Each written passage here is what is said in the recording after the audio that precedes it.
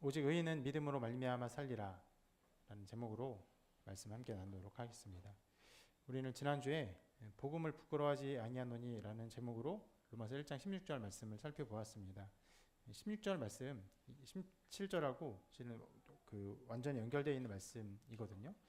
16절 말씀 다시 한번 읽어볼게요. 시작. 내가 복음을 부끄러워하지 아니하노니 이 복음은 모든 믿는 자에게 구원을 주시는 하나님의 능력이 됨이라. 먼저는 유대인에게요 그리고 헬라인에게로다. 오늘 나눌 말씀이 좀 길어서 지난주 말씀을 조금 간략하게 요약하면, 이 말씀이 기록된 대로 복음이 구원을 주기 때문에, 모든 믿는 자에게 복음을 능히 주기 때문에, 그것이 하나님의 방식이고 하나님의 능력이기 때문에 바울은 이 복음을 부끄러워하지 아니한다, 자랑한다, 이렇게 말하고 선포하고 있습니다. 자, 바울은 그렇게 이 복음을 소개하고 복음을 드러내면서 복음에 대한 자기의 마음, 태도, 복음에 대한 사랑을, 그 영광을 선포하고 있어요. 그리고 오늘 말씀에서는요, 그 복음이 어떤 것인지 그 내용들을 말하고 있습니다. 함께 다시 한번 17절 읽어보겠습니다. 시작. 복음에는 하나님의 의가 나타나서 믿음으로 믿음에 이르게 하나니 기록된 바 오직 의인은 믿음으로 말미암아 살리라 함과 같으니라. 어떤 구문으로 시작합니까? 복음에는 이라고 시작합니다. 이 구문만으로 이 구절이 얼마나 중요한지를 우리가 생각해 볼 수가 있습니다. 이 복음에 어떤 요소가 있는지, 이 복음에 어떠한 것들이 담겨 있는지를 우리에게 보여줘요. 그렇기 때문에 중요한 것입니다. 이 구절이 너무나 중요하기 때문에 로이드 존스 목사님은요, 개혁주의자들이, 우리 프로테스탄트들이 이 구절을 진정으로 이해하지 못했다면 프로테스탄트 개혁주의자라는 명칭을 사용할 자격이 없다, 이렇게까지 말했습니다. 어려운 구절입니다. 실은 굉장히 쉽지 않은 구절이에요. 굉장히 많은, 중요하기 때문에, 그러나 어렵기 때문에 굉장히 많은 논의들이 이 안에 담겨 있기도 합니다. 오늘 함께 나누는 내용은 그 많은 그 논의와 어떤 해석들 중에 한 부분이기도 합니다. 그래서 그 많은 해석들을 생각해 볼 때 이것을 다 이해하는 과연 가능할까? 라고 말할 수도 있지만, 그러나 그럼에도 불구하고 우리 모든 사람이 반드시 알아야 되고 반드시 깨우쳐야 되는 말씀입니다.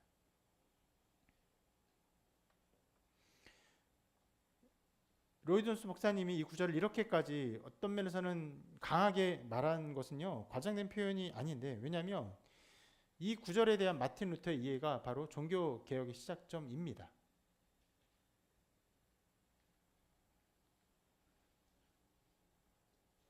자, 이제 우리는 이 구절에 대한 루터의 이해를 살펴보고자 합니다. 방금 전에 말씀드린 것처럼 이 구절에 대한 수많은 사람들의 어떤 견해, 해석, 이해들이 있기 때문에 루터 한 사람의 어떤 경험들, 그의 생각들을 살펴보는 것은요, 치우친 것이라고 말할 수도 있어요.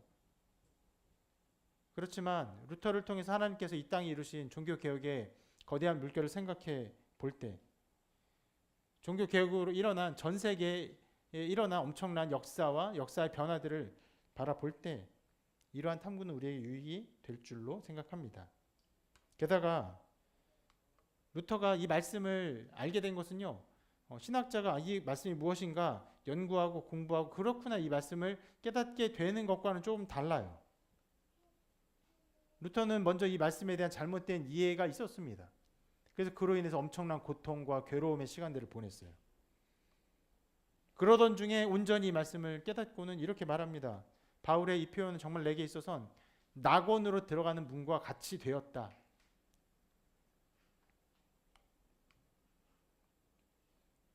그렇기 때문에 이 구절에 대한 온전한 이해, 또 한편으로는 이 구절에 대한 잘못된 이해, 모든 것들이 우리가 가야 할 문을 알려주는 것이고 우리가 가야 할 길을 알려준다고 생각합니다. 그리고 이 말씀에 대한 어떤 루터의 이해를 따라가는 것은요, 종교 개혁까지 일으킨 영웅적인 어떤 사람의 이해와 그의 생각을 찾는 것이 아닙니다. 도리어 그 반대로 종교 개혁까지 일으키게 한 이 말씀의 능력의 근원과 원천을 찾아보는 것입니다. 루터가 뛰어났기 때문에 종교개혁이 일어난 것이 아니 이 말씀이 능력이 있기 때문에 종교개혁이 일어난 것이라는 의미입니다. 자, 그래서 이 말씀을 살펴볼 텐데 먼저 이렇게 시작해요. 복음에는 하나님의 의가 나타나서라고 말을 합니다. 루터가 이 말씀을 어떻게 이해했다가 또 어떻게 올바로 깨닫게 되었을까요? 이를 알아보기 위해서 루터의 삶을 잠시 살펴보도록 하겠습니다. 루터는요 1483년에 태어나서 신부의 삶을 살았습니다. 그 당시에 여러분 기본적으로 알아야 될 그 교회 사회의 어떤 역사는 종교개혁이 일어나기도 전이기 때문에 카톨릭만이 이 세상의 유일한 교회로서 그 사명을 감당하던 때였습니다. 그러나 말씀이 굉장히 어둡고 잘못된 가르침들, 잘못된 전례들, 심지어 수많은 신부들이요 성경을 읽지도 않고도 신부의 삶을 사는 것이 가능했고 그것을 말씀으로 가르치는 일들이 가능했습니다. 여러분 잘 아는 것처럼 면죄부를 외치는 사람들이 있었죠. 면죄부를 외치는 사람들이 성경의 근거에서 그것들을 가르쳤냐? 그런 것이 아니었다는 것이에요. 도리어 평신도들이 그 당시에부터 이미 성경 번역의 역사가 슬슬 일어나기 시작했는데 성경 번역한 것, 자국어로 번역된 성경을 읽는 것을요 적극적으로 만류가 아니라 금지했습니다. 그런 사회였어요. 그런 사회에서 루터는 일찍 젊은 나이에 탁월한 학자로서 인정을 받았어요. 그런데 그런 주변의 어떤 기대, 칭찬으로는 그 마음에 채울 수 없는 공허함을 느끼며 살았습니다. 왜냐하면 그의 마음 가운데는요 아주 깊은 곳에서 주변의 인정, 주변의 어떤 칭찬, 그로 말미암아 채워지는 어떠한 자기 위안 이런 것으로 채울 수 없는 하나님 앞에서 온전한 마음과 온전한 삶을 사는 것에 대한 깊은 갈망이 있었어요. 이런 마음은요 신부라고 한다면 어떻게 보면 마땅한 태도라고 할 수 있어요. 그의 열심이 얼마나 깊었는지 나중에 루터 스스로가 나중에 쓴 편지에 이렇게 기록을 하고 있습니다. 나는 참으로 경건한 수사였고 내가 표현할 수 있는 것보다 더욱 엄격하게 수도의 규율들을 지켰습니다. 수도사가 수도사로서의 행위들로 하늘을 얻을 수 있다면 내게는 틀림없이 하늘을 얻을 자격이 부여되었을 것입니다. 이 점은 나를 아는 모든 탁발 수도사들이 증언할 수 있습니다. 그런 생활을 좀 더 끌고 나갔다면 아마 철야, 기도, 독서, 그 밖에 노동의 방법으로 이루어진 고행으로 아마 죽었을지도 모릅니다.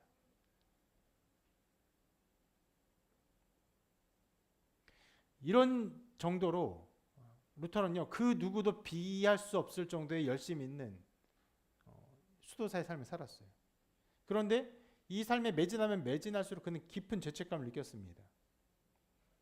죄책감을 느끼는 그에게 수도원 총대리인 스타우피츠가 하나님의 말씀을 볼 것을 권면했습니다. 좀 이상하죠? 그럼 하나님의 말씀을 보지 않았느냐? 보지 않았어요. 그냥 들었고 그렇게 배워왔고 생각했던 신앙생활을 했던 것입니다. 특히 로마서 말씀을 공부할 것을 권면했어요. 그래서 루터는 로마서 말씀을요 연구하기 시작했습니다. 신학의 빛에 비추어서 말씀들을 연구하기 시작했어요. 그리고 위안을 받았는데 그때 열중했던 말씀이 바로 오직 의인은 믿음으로 말미암아 살리라 이 구절이었어요. 이 구절에 대한 완전한 이해는 없었지만 그래도 이 말씀에 대한 어느 정도의 이해로 많은 위안을 받았습니다.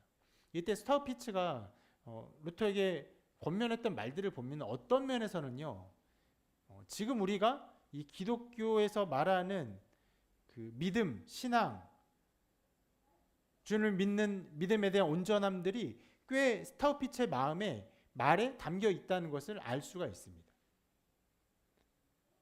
그러니까 우리가 생각하기를 종교개혁 이전에는 이 믿음에 대한 것들이 완전히 아무것도 없었다가 루터 이후로 이 믿음에 대한 것들이 선포되었다라고 할 수 있지만 그런 것은 아닙니다. 그 당시에 그 어두운 그 종교개혁 이전의 시대에도 많은 사람들의 마음과 생각 속에 또 신학 속에서 이 믿음으로 말미암는 구원에 대한 것들이 여러 모양을 가르쳐줬고, 근데 이것이 강력하게 분명하게 오직으로 가르쳐지지 아니했기 때문에 많은 것들이 섞이면서 신앙의 혼돈을 느꼈던 것이에요. 그러니까 루터는 그 전에 이런 말씀을 연구하기 전에 자기의 어떤 열심, 어떤 면에서는요, 우리나라 사람들이 유교의 그 관습과 행동에 젖어서 그렇게 살아가는 어떤 행동 양식과도 비슷하다고 할 수 있을지도 모르겠어요. 들었던 말씀에 대한 이해를 가지고 살았어요. 열심히 눈물을 흘리며 회개하며 살았습니다. 그러다가 스타피츠의 말을 듣고 말씀을 공부했고, 말씀을 통해서 믿음으로 주님의 보혈을 의지하고 주님의 공로를 의지하는 이 어떠한 것들을 이렇게 배우고 깨닫게 되었어요. 그러면서 조금씩 마음의 위안을 얻게 되었습니다. 그리고 이제 시간이 좀 지났습니다. 그러던 중에 몇 년의 시간이 지나고 마틴 루터의 아들 파울 루터가 전하는 유명한 사건이 일어납니다. 로마의 그 라테란 교회, 성 요한 라테란 교회에는 중세에 제작된 돌 층계가 있었어요. 이 층계는 원래 예수님께서 밟으셨던 예루살렘에 있는 빌라도의 관저까지 이어졌던 것이라고 합니다. 그것을 가지고 이 층계를 이렇게 만들었다고 해요. 그래서 이 돌 층계에는 스칼라 상타, 그러니까 거룩한 층계라는 이름이 붙어 있었습니다. 그래서 루터 같은 많은 순례자들이 이곳에 와서 예수님이 걸었던 그곳, 특히 스칼라 상타의 한 부분에는 예수님의 이게 피가 흘러서 생겼다는 어떤 얼룩이 있어요. 이것은 다 카톨릭의 신앙의 전례들입니다. 얼룩이 있었는데 이 순례자들, 하나님 경배하는 경배자들은요, 층계의 이 부분, 피가 묻었다고 하는 그 얼룩이 생겼다는 이 부분에서 엎드려 입맞추면서 오랫동안 기도를 해요. 그러면서 꽤 고통 가운데 그 계단을 이제 무릎으로 올라가는 행위를 하게 됩니다. 그러면 그 당시의 사람들의 생각으로는 이렇게 고행과 고난 가운데 그리스도의 피의 얼룩을 의지하며 기도를 하면은 연옥에서 받아야 되는 자기의 형벌들이 많이 감면되고 그것이 사라지고 천국에 빨리 갈 수 있다라고 하는 믿음을 가지고 있었습니다. 루터도 사람들처럼 동일하게 그런 걸음을 걸었어요. 눈물 흘리며 특히 그 자리에서 엎드려 기도하며 고행을 했습니다.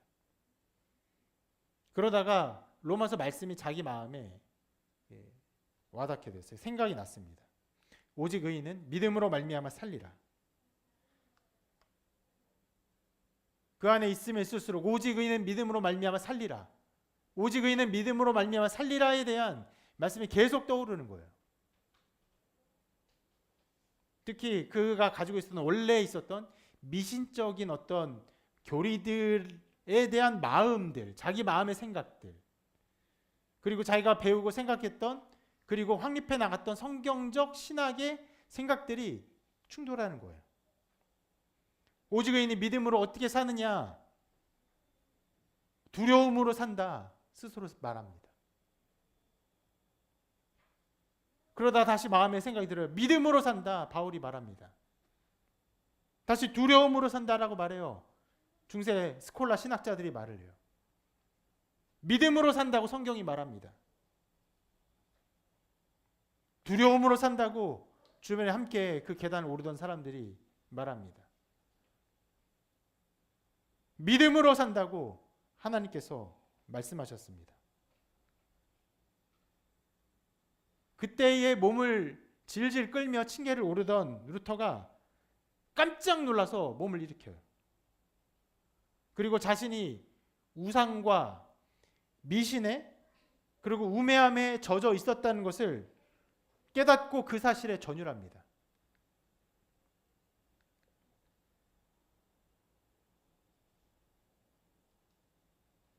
그리고 이제는 하나님께서 믿음을 통해서 그리스도의 의로 자기를 구원하셨다는 것을 깨닫게 됩니다. 믿음을 발휘하고 그 의를 받고 하나님을 의지하며 사는 것이 자기가 할 일임을 깨달았어요. 지금 자기가 행하고 있는 이 행위, 무릎 꿇고 눈물을 흘리며 고행하며 엎드려 통회하며 울고 있는 것은 믿음으로 의지하며 하나님을 따르는 것이 아니라는 것을 알았어요. 그래서 그 층계에서 방향을 바꾸어 아래로 내려오게 됩니다.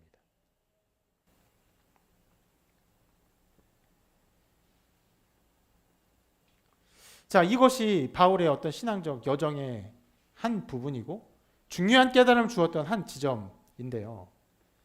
이 지점에서, 이 여정에서 루터의 이게 양심의 가책과 무거운 짐을 주었던 것이 바로 오늘 말씀이에요. 로마서 1장 17절.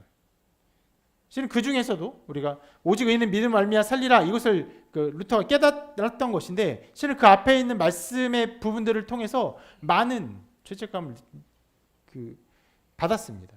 무엇입니까? 복음에는 하나님의 의가 나타나서. 이 말씀을 생각할 때마다 바울이 아니라 루터가 너무나 괴롭고 고통스러워서 이렇게까지 말을 합니다. 나는 그것을 알고 하나님께서 복음을 알려주지 않았으면 더 좋았을 뻔하였다고 생각했다. 왜냐하면 하나님의 의가 더 온전히 드러나므로 나에게 있어서는 더 철저하게 절망적이고 소망이 없게 만든 것 같았기 때문이다. 나는 스스로에 대해서 어떻게 할 줄을 몰랐다. 하나님의 의라는 표현이 구원의 길을 차단하고 말았다. 이렇게까지 말을 합니다. 자, 왜 그렇게 고통스러워했을까요? 여기서 나타난 하나님의 의를요, 그러니까 하나님의 의에 대한 신학적 많은 논쟁들이 있습니다. 실은 지금도 이것이 어떤 의를 말하는 것인가에 대해서는 당연히 논쟁이 있습니다. 우리 개신교에서 주로 말하는 것이 있고 혹은 카톨릭에서 말하는 것들이 있어요. 특히 그 당시 카톨릭은요, 여기에 나타난 하나님의 의가 무엇이냐, 그것은 바로 하나님의 성품으로서의 의라고 생각한 것이에요. 그러니까 하나님의 속성으로서의 의예요. 그러니까 의로우신 하나님 말하는 것입니다. 하나님이 의로우세요. 그 앞에 루터가 서 있는 것입니다. 거룩하시고 의로우신 하나님 앞에 서 있는 루터가 그 앞에서 온전케 되기 위해서는 어떻게 해야 됩니까? 하나님 율법을 지키고 하나님 요구에 부응해야 했어요. 특히 당시 수도원은 선행을 함으로써, 고행을 함으로써 하나님의 의를 채워간다고 가르쳤습니다. 루터는 속으로 생각했습니다. 나 같은 마음에서 무슨 선행이 나올 수 있단 말이냐.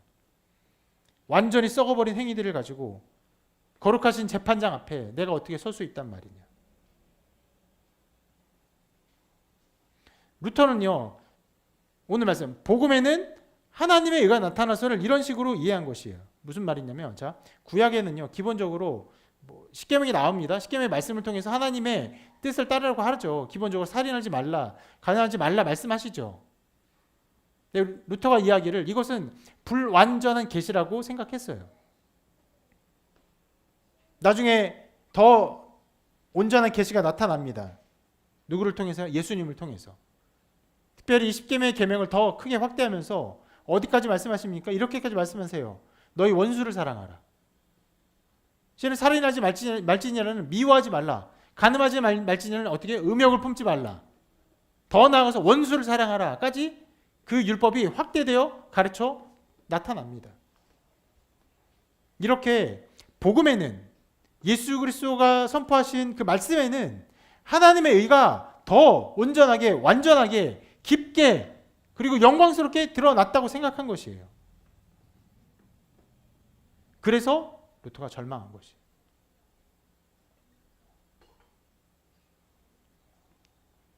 여러분 자신을 생각해 보세요.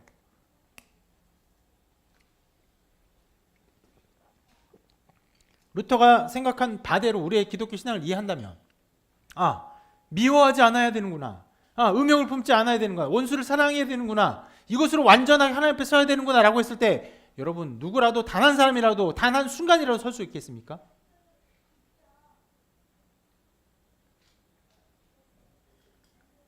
미워하는 마음이 수시로 듭니다. 음욕의 마음이 수시로 들어요. 원수를 사랑하기는커녕요, 나에게 조금이라도 해를 끼친 사람이 정말 미워서 어쩔 줄 모르는 일들이 우리 삶의 태반으로 나타나요. 루터는 그렇게 이해했기 때문에 완전히 절망한 것이에요. 그러니까 아까 본 것처럼 기도합니다. 철야를 해요. 금식해요. 고행을 해요. 그리고 깊이 생각해요. 묵상해요. 하루 종일 묵상해요. 묵상할수록 어떻게 됩니까? 자기 마음 안에 실은 깊은 걸 파낼 필요도 없어요. 생각만은 곧장 나타나요. 그것이 처참한 것을, 원천적으로 더러운 것을 알아요. 그것을 하나님의 의를 만족시킬 수 없다고 생각했기 때문에 이 말씀이 없었으면 좋겠다고 생각한 거예요. 복음에는 하나님의 의가 나타나서 이 말씀이 없었으면 얼마나 좋았을까 라고 생각한 것이에요. 그러나 여기서 말씀하는 하나님의 의는요, 우리에게 주어지는 명령이거나 혹은 우리에게 주어지는 어떤 탁월한 율법이 아닙니다. 이것은 하나님의 속성으로서의 의, 하나님께 있는 그 속성으로서의 의가 아니라 하나님을 만족시키는 의를 말하는 것입니다. 우리가 우리의 행위로 하나님을 만족시키는 것이 아닙니다. 여기에 나타나는 의가 무엇입니까? 하나님을 완전히 만족시키시는 의이신 바로 예수를 말하는 거예요. 복음에는 하나님의 의가 나타나서는 하나님의 완전한 속성으로서의 의가 가르쳐진 어떠한 계명들과 가르침들이 아니라 하나님을 완전히 만족시키는 의 되신 예수 그리스도의 존재 자체를 말하는 것입니다.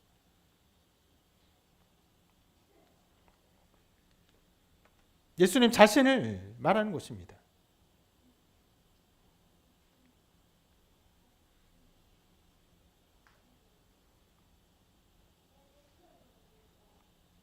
예수님은 분명 우리에게 가르침을 주시기 위해 오셨습니다. 그리고 말씀을 선포하셨습니다. 그러나 그것뿐 아니라 예수님 스스로가 하나님의 만족이 되기 위해 오셨어요.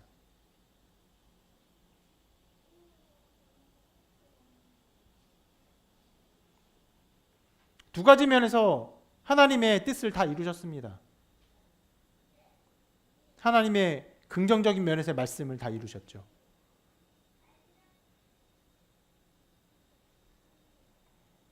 그리고 부정적인 면에서 하나님의 형벌의 말씀까지도 다 이루셨어요.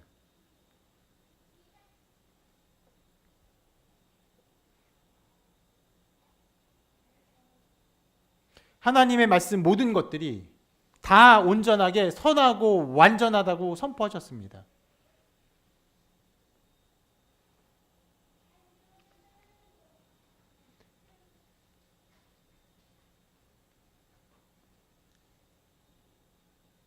하나님의 선한 뜻이 십계명뿐 아니라 모든 율법에 다 드러나 있습니다. 그리고 하나님의 엄유하신 뜻도 그 계명을 어기는 자에게 주어지는 형벌에 다 나타나 있습니다. 그래서 죄의 삭은 무엇입니까? 사망이에요. 죽는 것이에요. 그 모든 형벌도 주님이 다 받으셨어요. 그래서 하나님의 모든 뜻, 계명을 통한 하나님의 모든 아름다운 뜻도 예수 그리스도가 실천하며 순종하시며 다 이루셨고, 이것을 어긴 자에게 내리시는 형벌에 대한 하나님의 무서운 뜻조차도 자신의 몸에 받으사 그 모든 것을 다 이루셨어요. 하나님의 형벌은요, 여러분 악입니까? 선입니까? 악입니까? 선입니까? 당연히 선입니다. 그것이 우리에게 무섭게 나타나고 우리에게 절망으로 나타나고 어떤 면에서는 우리에게 완전한 존재의 끝으로 나타날 수 있어요. 그러나 죄인을 처벌하는 것은요, 언제나 아름다운 것이에요. 탁월한 것입니다. 그래서 그 형벌이 나타날 때마다 하나님의 영광이 드러나는 것이에요. 그 반대로 하나님의 뜻을 이룰 때마다 하나님의 영광이 드러나는 것이에요. 주님께서 이 모든 것을 다 이루셨어요. 그 의가 되신 것입니다. 이것이 복음이 하는, 예수 그리스도가 하시는 중요한 일입니다. 복음은요, 우리가 우리의 죄를 이렇게 사함받고 우리의 죄를 없이 하고 그리고 우리를 천국에 이끌어가는 그런 정도의 일만 하는 것이 아닙니다. 복음은 욥의 질문에 대한 답이에요. 욥이 이렇게 질문했습니다. 사람이 어찌 하나님께 의로우랴? 이 질문은요, 모든 사람의 마음 가운데 정말 뗄 수 없을 정도로 강력하게 박혀 있습니다. 모든 사람은요, 다 나름의 의를 이루기 위해 살아갑니다.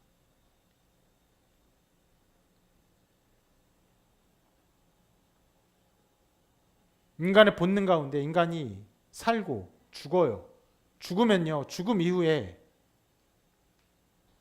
자기의 삶의 모든 걸음대로 결국 심판을 받는다는 것을 알고 있습니다.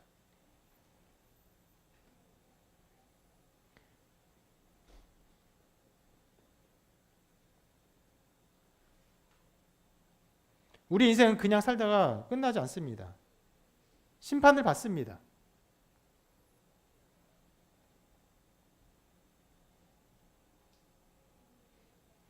그리고 자기의 삶의 의의를 드려야 돼요. 여러분에게 확고한, 확실한 운명이 있죠. 여러분 죽어요. 다 죽습니다. 우리 모두 죽어요. 이 심판을 준비해야 돼요. 어떻게 대답하겠습니까? 심판 앞에서 하나님이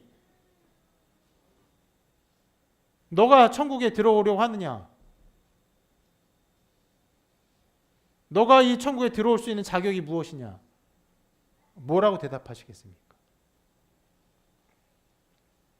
다 나름의 대답을 할 수 있어요? 어떤 사람은 그렇게 대답할 거예요. 내가 살아오면서 여러 어려운 사람을 여러 모양으로 도왔습니다. 내가 살아오면서 굉장히 어려운 가운데 우리 가족들을 위해서 헌신하며 살았습니다. 그 모든 말은요, 진실일 거예요. 정말 살아오면서 많은 사람을 도왔을 것입니다. 살아오면서 가족들을 위해서 정말 희생적으로 헌신한 삶을 살았을 것입니다. 그런데 그러면 됩니까? 그러면 정말 천국에 갈 수 있습니까? 그것을 누가 보장합니까? 누가 말하며, 누가 가르치며, 누가 그것을 보증합니까?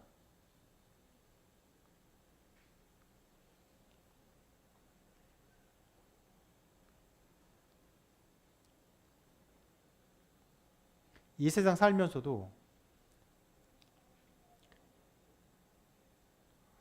중요한 일을 할 때는요, 증거가 있어야 되고 증인이 있어야 되고 혹은 보증이 있어야 됩니다. 죽음 이후의 것을 누가 보증합니까?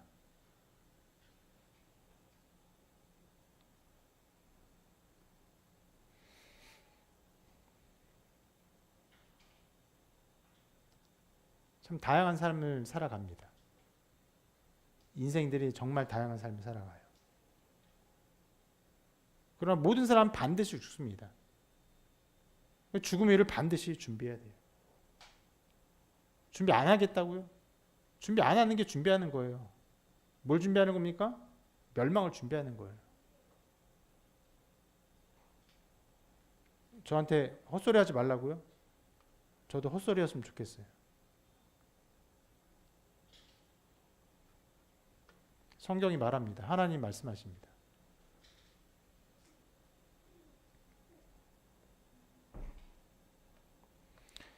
우리는 그것을 반드시 준비해야 돼요. 지혜로운 사람은 그것을 준비해야 됩니다. 우리가 가까운 곳에 찾아갈 때도 어떻게 하면 빨리 갈 수 있을까? 안전하게 갈 수 있을까? 그리고 시간을 낭비하지 않고 갈 수 있을까? 찾아봅니다. 서울역에 갈 때도 어디로 가야, 어떻게 가야 빨리 갈 수 있는지를 찾아봅니다. 대충 가도 나와요. 그러나 그 5분, 10분 아끼기 위해서 찾아보고 갑니다. 그곳에 가는데도 우리가 그것을 준비하는데 죽음 이후로는 우리는 반드시 가요. 모든 사람이 갑니다. 죽음을 벗어날 수 있는 사람 없어요. 누가 이것을 어떻게 준비합니까? 말씀 앞에 준비해야 됩니다. 하나님의 말씀 앞에서 우리는 이 죽음을 준비해야 돼요. 복음은 우리에게 말합니다. 그 안에, 그 하나님 앞에 설 수 있게 하는 그 무엇이 우리를 위해 준비되었다고 말합니다. 뭐라고 말합니까? 하나님의 면전에 설 수 있게 하는 하나님의 의가 있다라고 말해요. 하나님의 의예요. 아까 말한 것처럼 우리가 뭘 준비해서 주섬주섬 하나님 나 이거 했습니다. 주섬주섬 이거 했습니다. 라는 내놓는 정말 비참하고 별것 아니고 그런 게 아니에요. 여러분 정말 잘 꾸며진 백화점만 가도요. 내 옷 매무새가 좀 별로 이렇게 깨끗하지 않으면은 민망합니다. 정말 세련된 식당을 가도요. 그냥 가면 민망해요. 어떤 식당은요. 포멀한 정장이 아니면 실은 제가 입은 것도 약간 세미 정장인데 이것도 거부당하게 하는 그런 식당이 있어요. 완전 포멀이 아니면은 거부해요. 그러면은 욕합니까? 아니요. 저기는 그것을 요구하는 뭔가 격식 있는 식당이구나 인정해요. 하나님 나라에서 우리가 무엇을 준비해야 됩니까? 하나님 나라의 거룩한 나라에 그 나라에 들어갈 때 무엇을 어떻게 준비해야 돼요? 얼마나 민망하겠습니까? 내가 주섬주섬 입은 그 의의 옷이 얼마나 부끄럽겠어요. 하나님 나 이렇게 도왔는데요. 그것보다 훨씬 많은 우리 욕망과 정욕과 악한 행동들, 악한 생각들을 다 하나님이 까서 보일 것입니다. 마음속 깊은 곳에 숨겨져 있던 우리의 악한 의도까지도 다 드러날 거예요. 그래서 이것은 좀 공상할 수 있는 공상의 얘기라고 할 수 있겠지만 심판대 앞에서 하나님이 심판할 필요도 없을 것입니다. 자기 영혼이 알아요. 그 모든 것이 드러나는 것을 나는 멸망의 존재구나. 화로다 나여 망하게 되었구나. 그 길은 자기에게 아예 가당치 않은 길이라는 걸 알게 됩니다. 멸망의 길이 나에게 확실한 길이고 나에게 예비된 길이라는 것을 알게 될 것입니다. 그에 대해서 복음은 말합니다. 우리에게 준비된 하나님의 의가 있다고 말해요. 하나님의 의, 하나님이 준비하신 하나님의 완전한 그 의의 옷을 우리에게 준다고 말씀하세요.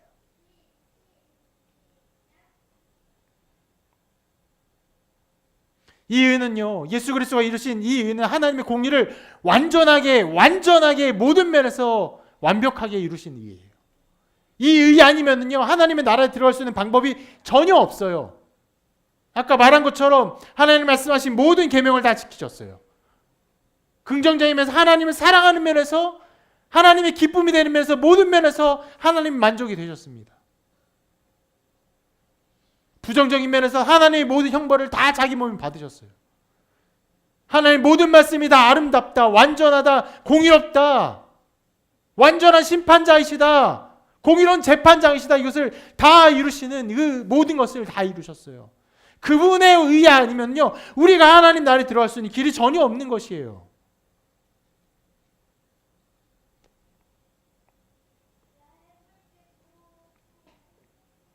주님은요, 율법 아래 나시고 율법에 대해서 순종하심으로 이 모든 의를 다 이루셨습니다. 그리고 그 의를 이루사 어떻게 하십니까? 중요한 하나의 신학적 단어가 나옵니다. 그 일을 다 이루시고 이 모든 일을 우리에게 전가시키십니다.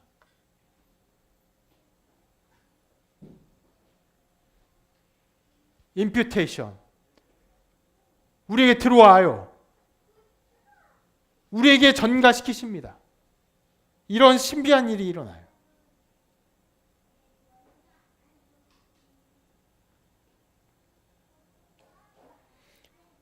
자, 이것이 복음에 나타난 하나님의 의에 대한 이해입니다. 그리고 바울은요, 지금 이 17절을 말하면서 이 전가가 어떻게 이루어지는지를 말합니다. 자, 예수 그리스도가 하신 일을 우리가 알았습니다. 복음에는 하나님의 의가 나타났어요. 나타났습니다. 자, 우리 전가라는 것을 제가 미리 말씀드렸지만, 그럼 이것이 우리에게 어떻게 이루어지는가? 어떻게 우리가 전가되는가? 이것이 문제죠. 이 면에 있어서 잘못된 가르침을 가르치는 사람은 하나님을 믿으며 열심히 살아가면 하나님께서 우리를 긍휼히 여기사 우리의 선행을 기뻐하사 우리에게 그 의를 더입혀 주신다라고 말을 하는 것이고, 그것이 실은 카톨릭의 중요한 가르침 중에 하나입니다.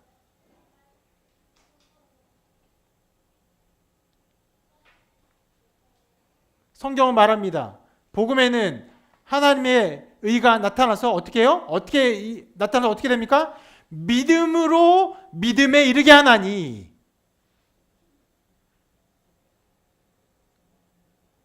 이것이 우리에게 전가되는 중요한 수단을 선포하는 것이에요. 예, 믿음으로 믿음에 이르게 됩니다. 그렇기 때문에 여러분, 믿음이 우리 기독교에서 가장 중요한 어떠한 개념이 되는 것입니다. 자, 생각합시다. 믿음이 무엇일까요? 기본적으로 살펴볼 것은요, 믿음은 모든 사람에 있는 것이 아니에요. 그러니까 우리가 늘상 말하는 것처럼 믿음이란 걸 표현합니다.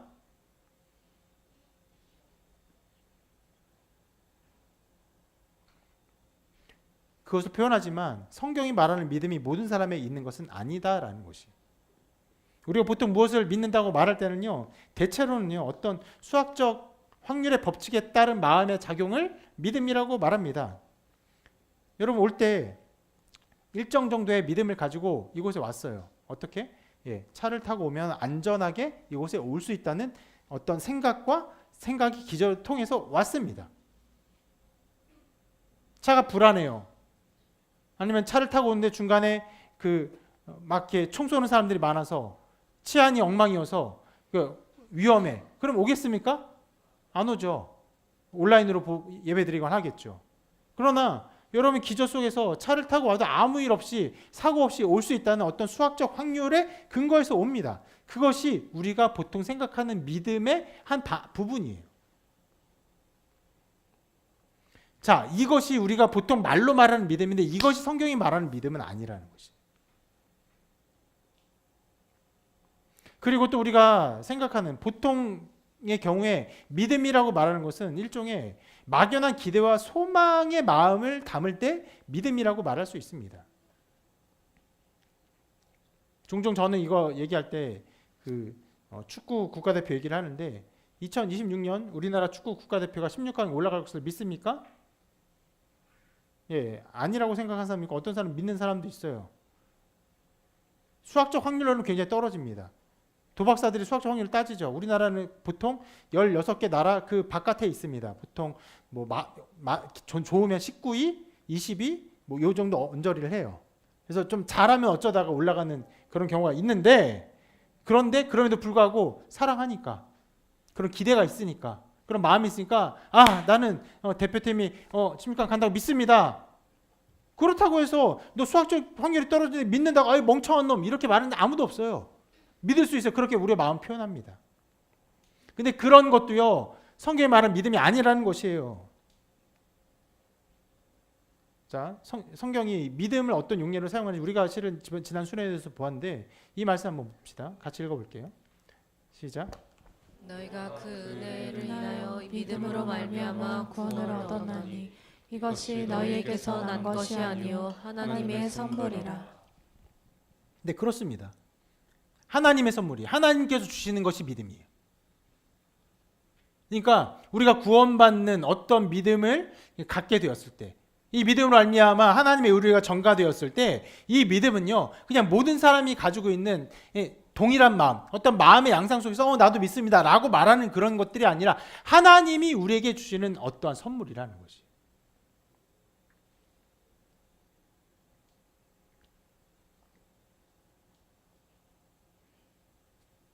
그리고 이 말씀에서 말하는 것처럼요, 믿음은 언제나 우리의 행위의 어떤 것들, 우리의 노력으로 이루는 것들의 반대를 말하는 것이에요. 우리 애씀과 공로를 의지하는 것의 반대를 말하는 것입니다.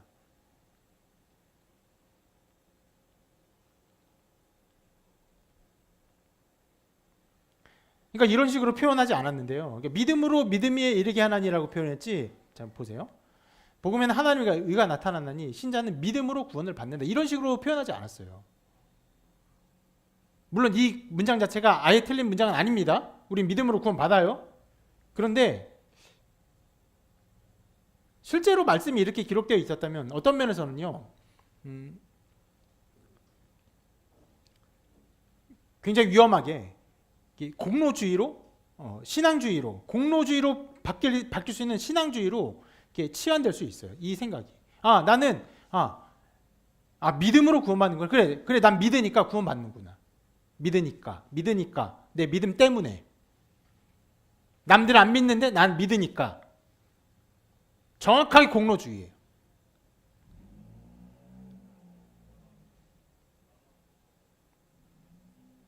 믿음은 언제나 사람 안에 있는 어떤 공로적인 것과 상충되는 것이에요. 아니, 우리의 것이 아니라 믿음으로 구원받습니다. 나의 것에 어떤 것이 아니라 믿음으로 구원받습니다. 라는 것을 말할 때 믿음을 하는 거예요. 그렇기 때문에 선행과 노력과 애씀이 아니에요. 그런 면에서는 마음의 작용을 해서 믿기 위해서 애쓰고 수고하고 믿는 마음의 작용을 강하게 하는 그런 노력도 아닌 것이에요.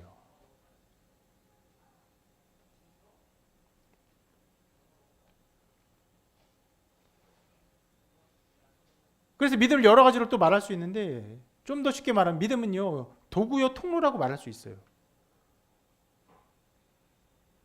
실은 작년에도 우리가 말씀 나눴기 때문에 이 부분을 어느 정도 들어서 이해하고 있겠지만, 다시 한번 이 부분을 예를 들어 설명해 드려 볼게요. 불이 났습니다. 집에서 불이 났어요. 막 불이 났어요. 얼마 전에 또 화재 사건이 막 났었죠. 안타까운 사건이 있었습니다. 참. 불이 났어요. 우리 이런 데서 불이 났다는 생각해 봅시다. 안 보여요. 이제 곧 연기가 막 하니까 지식해도 죽을 것 같아. 불이 나서 어디로 갈지 몰라. 앞도 안 보여. 그래서 저쪽에서 누군가 이쪽으로 달려오세요. 이쪽으로 달려오면 살 수 있어요. 막 외쳐요. 막 외칩니다. 지금 달려요. 지금 뒤도 돌아보고 달리면 살 수 있어요. 하면은 저 이러면 살 수 있구나 하는 마음의 믿음이 생깁니까? 안 생깁니까? 생기죠. 생기고 막 달려요. 그리고 살았어. 살아서 그래 놓고는 내가 그 말을 믿어서 살았다. 이렇게 말하는 사람 있습니까? 없습니까? 아니에요. 없어요.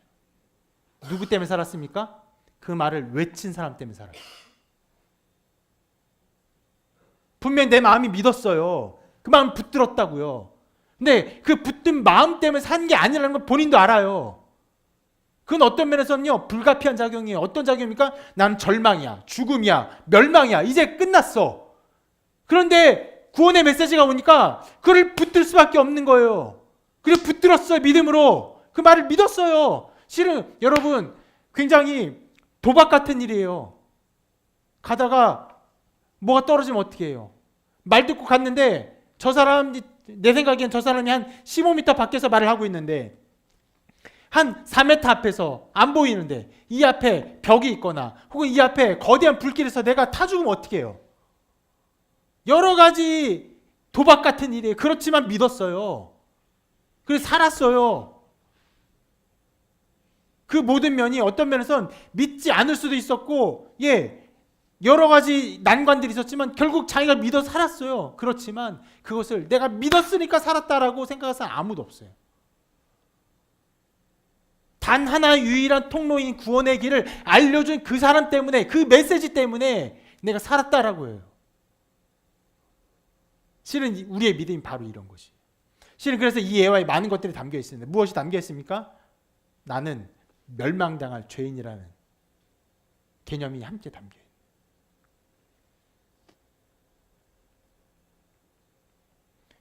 루터가 이 말씀을 통해서 믿음에 이르게 하나니 오직 의인은 믿음으로 말미암아 살리라는 믿음이 굉장히 강조되는데 이것을 온전히 깨달은 그 지점의 시작점이 어디입니까? 절망이에요. 나는 철저하게 죄인이다. 아무리 고행하고 기도하고 회개해도 전에도 말씀드린 이제 회개해요. 고해성사합니다. 돌아서는데 마음속에 굉장히 악한 생각이 들어요. 음욕이 들어요. 그리고 다시 고해성사해요. 아주 사소한 것까지 고해성사해요. 그러니까 자기의 선배 수사가 루터야 좀 죄를 좀 모아갖고 와라 라고 말할 좀. 그만큼 자기 마음에 깊은 죄악을 계속 느꼈던 거예요. 절망이에요. 아까 말했죠. 복음에는 하나님의 실은 어떤 면은 그게 잘못된 오해였는데 그 오해가 그 루터를 깊은 복음의 능력 가운데 인도했어요. 하나님의 의를 보고 그리고 절망한 거예요. 이게 차라리 나한테 없었으면 좋겠다. 차라리 나한테 안 왔으면 좋겠다. 라고 생각한 거예요. 그리고는 이게 아니었어요. 이게 아니었어. 내가 열심히 고행하는 것이 아니었어. 그냥 믿음으로 믿음에 이르는 것이었어. 그것을 알고는 그걸 붙들었죠. 그리고는 정말 구원받은 것처럼 그 불길에서 나온 것처럼 그 눈물을 흘리며 고행하며 자기의 노력과 애씀으로 자기의 어떤 걸 채우려는 노력에서 분연히 떨쳐 일어나 이것을 멈춰버리고 하나님의 의를 의지한 것입니다.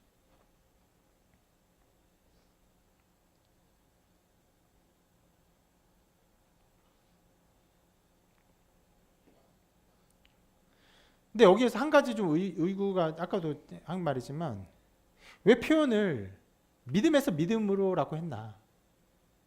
많은 해석이 정말 많은 해석이 있어요. 이게 진짜 어마어마한 해석이 있습니다.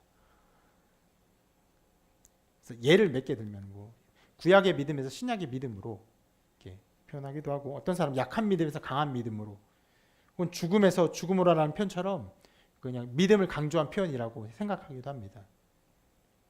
로이드 존스 목사님은 저도 그것을 동의하는 바인데 복음에는 하나님의 의가 나타나서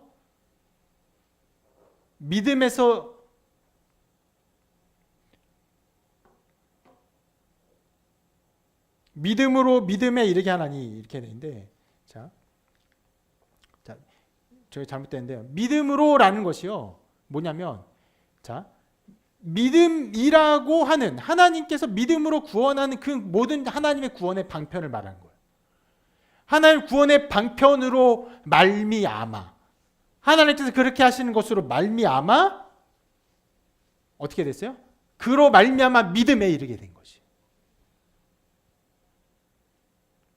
그럼요. 자, 놀라운 설명인데 루터가 믿게 되었어요. 어떻게 자기가 붙들었습니까? 아니요. 하나님의 구원의 방편에 어떠함, 믿음으로 구원하신다는 그 모든 것들이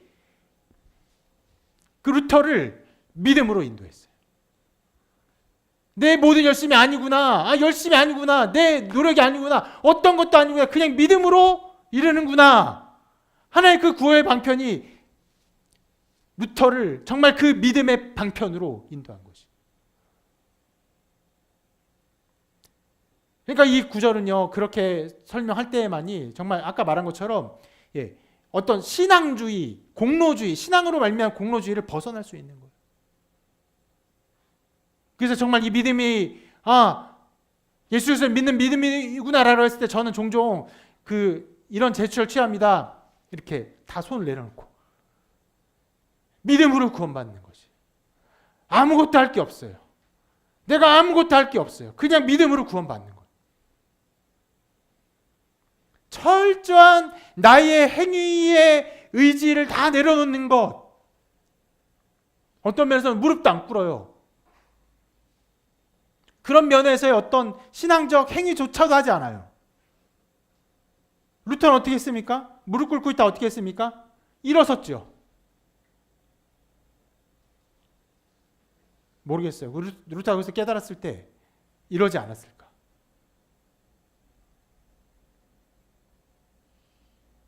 옆에서 고행하며 무릎 꿇고 울고 기도하고 막 이렇게 막 찬양하고 하는 그런 사람들 속에서 그냥 이러지 않았을까?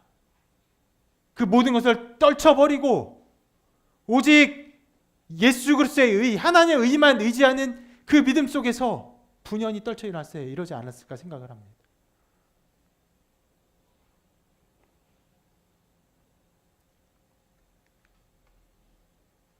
믿음으로 말미암는 의가 우리의 믿음에 나타내진다는 설명이라는 것이. 믿음으로 믿음에 이르게 하나니.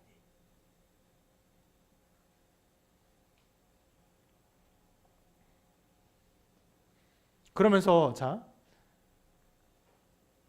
바울은 그렇게 설명하면서 기록된 바 하면서 하나의 구절을 갖다 인용합니다. 굉장히 중요한 이 복음에 대한 선포예요. 실은 이 17절 끝나면요. 다음 절부터는 복음이 아니에요.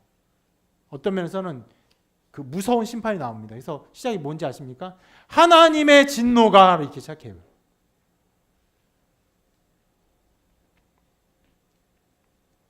그러니까 굉장히 짧은 구절을 말하면서 몇 가지 말을 했어요. 복음에는 하나님의 의가 나타나서 믿음으로 믿음에 이르게 하나니. 어떤 면에 굉장히 핵심을 말했어요. 그럼 좀 더 말할 거면 다른 말 하면 좋을 것 같은데 어떤 구절을 인용하고 있습니다. 뭐예요? 기록된 바 오직 의인은 믿음으로 말미암아 살리라.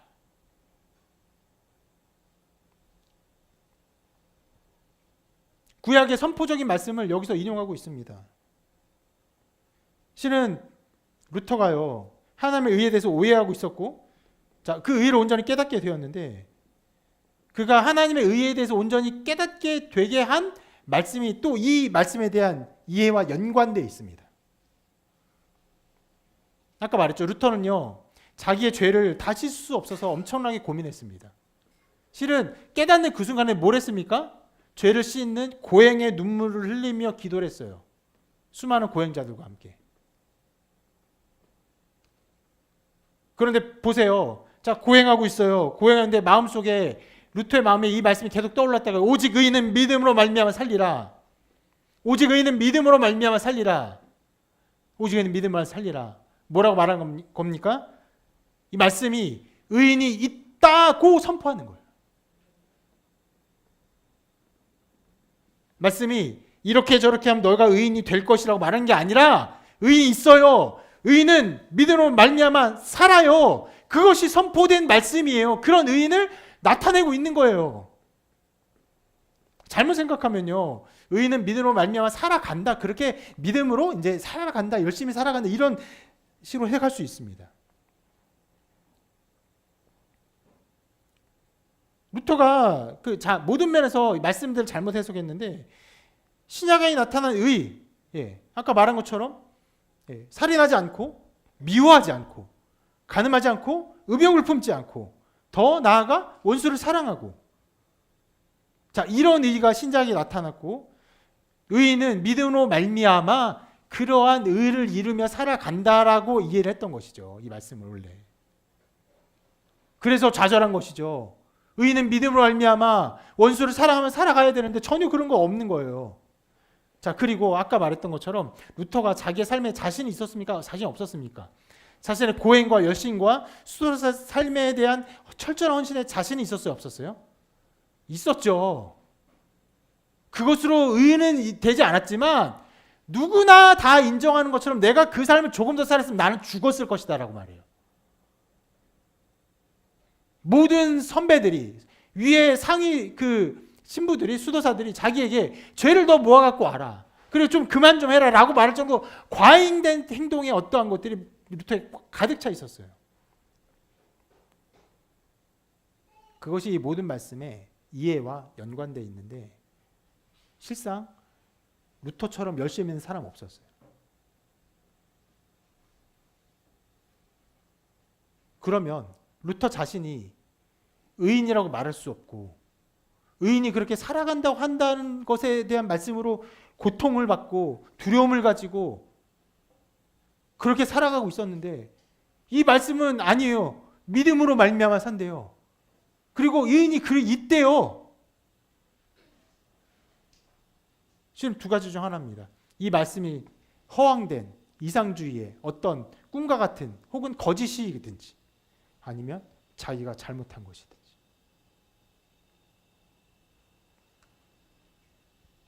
이 말씀은 그렇게 살아라라고 하는 권면이 아니에요.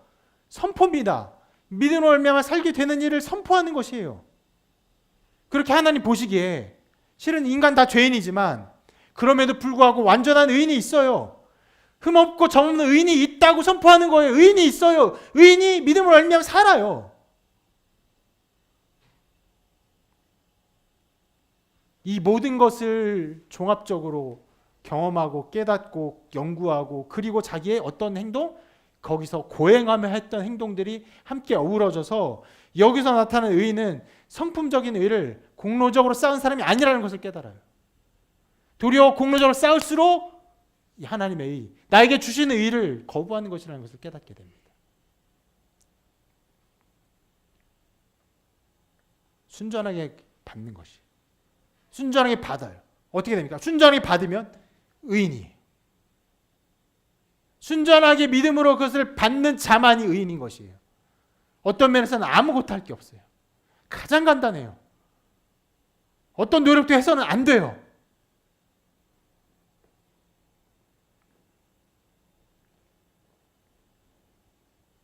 노력과 애씀과 수고를 통해서는요, 의의 한 부분도 이룰 수가 없었어요.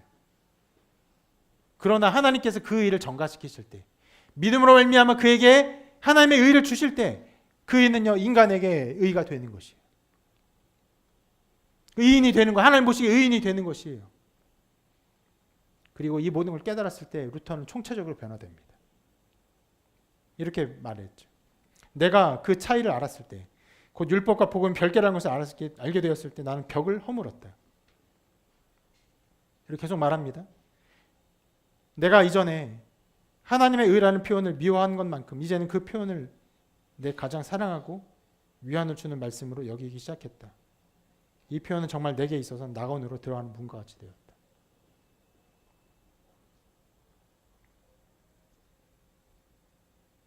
이 말씀은요, 루터의 모든 미신, 잘못된 행위, 실은요 그 행위 안에는요 그 시대의 모든 역사의 가르침들이 다 담겨 있어요. 자기 혼자 잘못한 것이 아니라 그 모든 가르침의 정점에 루터가 서 있었어요. 그것을 루터가 어떻게 그쳤습니까? 말씀에 대한 온전한 이해로 그 모든 잘못된 것들을 그쳐냈어요. 호련히 그것을 떨쳐냈어요. 그리고 그가 원하진 않았지만 종교개혁의 시작점이 되었습니다.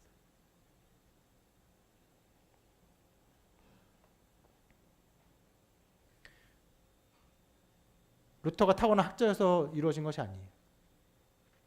물론 이 모든 일에 있어서 루터의 큰 공로라고 한다면 정말 하나님 앞에서 그 말씀의 영향을 받아 온전한 사람이 되고 싶어하는 그런 신앙적 열심이 그를 이 말씀에 대한 깨달음으로 인도했습니다. 그러나 결국 이룬 것이 무엇입니까? 말씀이에요. 이 말씀. 복음에는 하나님의 의가 나타나서 믿음에 이르게 하나니 기록된 바 오직 의인은 믿음으로 말미암아 살리라. 그런 일들이 일어나는 것입니다. 언제나 어디에나 누구에나 일어나는 것이에요. 여러분, 아까 전에 제가 우리 모든 사람은 사람이 하나님 앞에 어떻게 의로우냐라는 질문을 가지고 살아간다고 했어요. 반드시 살아갑니다. 누구나 반드시 이 질문에 살아가요. 그리고 모든 사람은요 철저하게 자기의 열심을 의지합니다. 교회를 좀 다닌 사람은요 뭘 의지합니까? 자기의 신앙 생활을 의지해요. 바울이 뭘 했습니까? 철저하게 자기의 고행, 눈물, 기도, 금식을 의지했어요.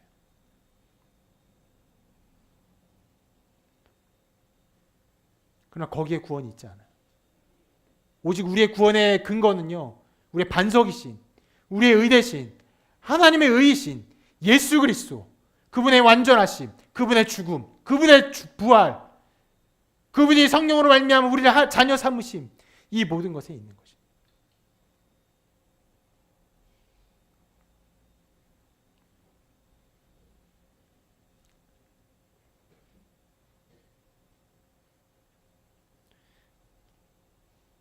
루터의 걸음을 인도했던 것은요, 그 어떤 것도 아닙니다. 하나님의 말씀이었어요.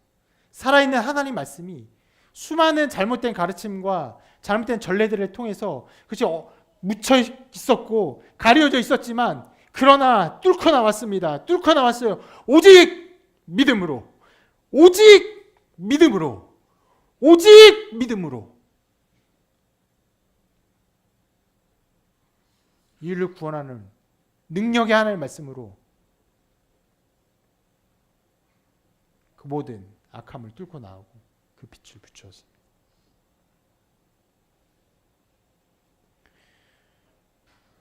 루터의 모든 어떤 삶의 성과, 삶의 아름다움, 그의 탁월함, 여러분 독일 가보세요. 가장 존경하는 인물이 루터입니다. 수많은 과학자들, 정치인들, 철학자들 루터하고 비교할 수 없어요. 모든 것 위에 루터가 있어요. 그가 그렇게 존경받는 사람이 되게 된 것은요, 무엇 때문입니까? 오늘 이 말씀이 사람을 구원하는 하나님의 능력이 있기 때문입니다. 오직 믿음으로. 오직 의인은 무엇으로? 오직 믿음으로 말미암아 살아요. 이 말씀은 동일하게 우리 모두에게 능력을 가져다 줍니다. 여러분 이 고백을 하십니까? 이 고백이 있습니까? 오직 믿음으로 구원받는 믿음이 있습니까?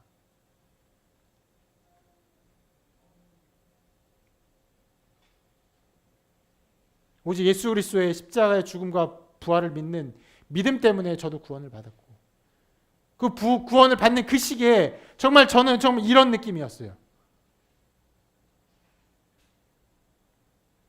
바람이 엄청나게 부는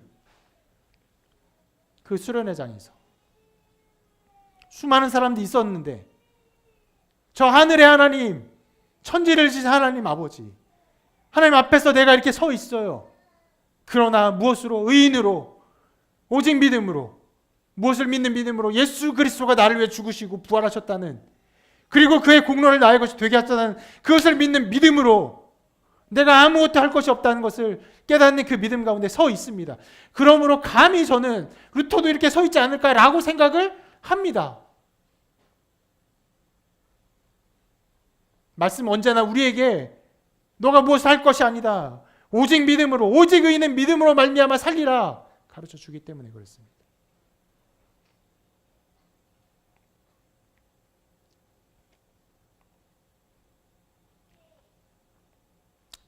중세 카톨릭이 그랬던 것처럼 실은 여러분 기독교도 우리 개신교도 심지어 우리 개혁주의도 우리 또 다른 또 복음주의도 여러 면에서 말씀을 잘못 가르치는 일들이 있으며 예수 그리스도를 믿는 믿음, 오직 믿음으로 구원받는 것을 선포하지 아니하고 어떤 신앙생활의 어떠함과 신앙생활의 습관과 이것이 우리의 구원이 되는 것처럼 느끼거나 가르치거나 그런 일들을 보여줄 때가 있습니다.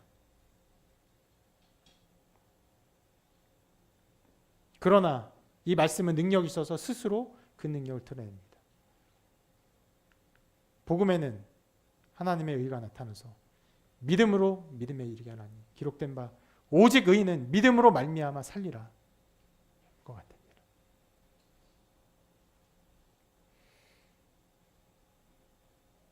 지금도 여러분 모두가 이 말씀을 온전히 알고 믿고 이 말씀 가운데 영혼의 완전한 자유와 완전한 구원을 누리며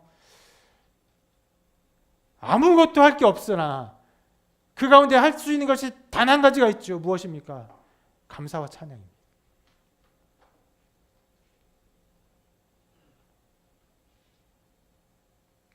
우리 죄 위에 죽으신 주님 감사합니다. 죽음을 이기시고 부활하신 주님 감사합니다.